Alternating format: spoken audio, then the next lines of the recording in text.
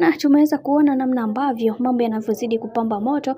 Kwa upande wa bibi Zuchu ameweza kueleza vingi ambavyo vimeweza kuwashangaza watu wengi, na wengi wao wameweza kufunguka vingi wakisema kwa hiki ambacho kinachoendelea sasa, Mungu ataendelea kumsimamia bibi Zuchu kutokana na haya ambayo yanayoendelea. Ameamua kuweza kumjibu Mama Dangote na kumwambia kwamba ulitaka kila kitu kiwe kwako, sasa nimekukabidhi uendelee na maisha yako, lakini bado mnaendelea kunifuatafuata katika maisha yangu. Embu mniache kidogo, kwa sababu nina mengi ambayo nahitaji kuweza kuyafanya, na hiki kimnachokifanya mnanikosea adabu, na kwa upande wangu siwezi kurudiana na mtoto wako, kwa sababu amekuwa moja kati ya mwanaume ambaye amekuwa akinumiza, na nyie kama familia mmekuwa mkilichekea hili. Hivyo napenda kuchukua nafasi hii ya kuweza kukubaliana na kila hali ambayo iliyotokea katika maisha yangu. Ninaamini Mungu pekee ndiye ambaye atakayeweza kusimama nami katika kila changamoto ambayo ninayopitia, ila nyie ni watu wabaya,